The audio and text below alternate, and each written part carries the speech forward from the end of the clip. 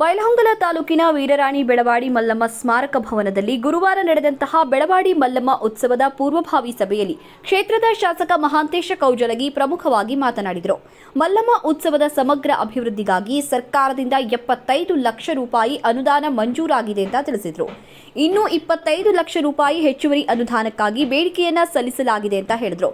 ಸರ್ಕಾರದ ಮಟ್ಟದಲ್ಲಿ ಉತ್ಸವಕ್ಕೆ ಅಗತ್ಯವಾದಂತಹ ಎಲ್ಲ ಸಹಕಾರ ದೊರೆಯಲಿದೆ ಅಂತ ಭರವಸೆಯನ್ನ ನೀಡಿದರು.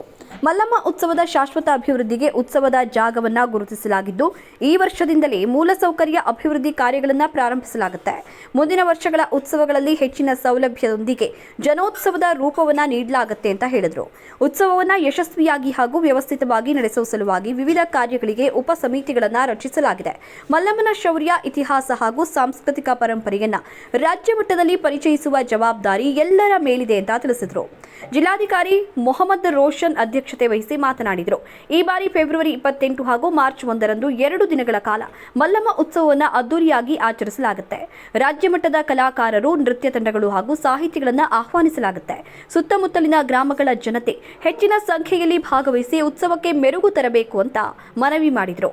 ಉಪವಿಭಾಗಾಧಿಕಾರಿ ಪ್ರವೀಣ್ ಕುಮಾರ್ ಜೈನ್, ಕನ್ನಡ ಮತ್ತು ಸಂಸ್ಕೃತಿ ಇಲಾಖೆಯ ಉಪನಿರ್ದೇಶಕಿ ಶ್ರೀಮತಿ ವಿದ್ಯಾವತಿ ಭಜಂತ್ರಿ, ಡಿವೈಎಸ್ಪಿ ಡಾಕ್ಟರ್ ವೀರಯ್ಯ ಹಿರೇಮಠ ಸೇರಿದಂತೆ ವಿವಿಧ ಇಲಾಖೆಗಳ ಅಧಿಕಾರಿಗಳು, ಜನಪ್ರತಿನಿಧಿಗಳು ಹಾಗೂ ಉತ್ಸವ ಸಮಿತಿಯ ಸದಸ್ಯರು ಉಪಸ್ಥಿತರಿದ್ದರು. ಆರಂಭದಲ್ಲಿ ತಹಶೀಲ್ದಾರ್ ಹನುಮಂತ ಶಿರಹಟ್ಟಿ ಸ್ವಾಗತಿಸಿ ಪ್ರಾಚಾರ್ಯ ಮಹಾಂತೇಶ ಉಪ್ಪಿನ ನಿರೂಪಣೆಯನ್ನ ಮಾಡಿದರು.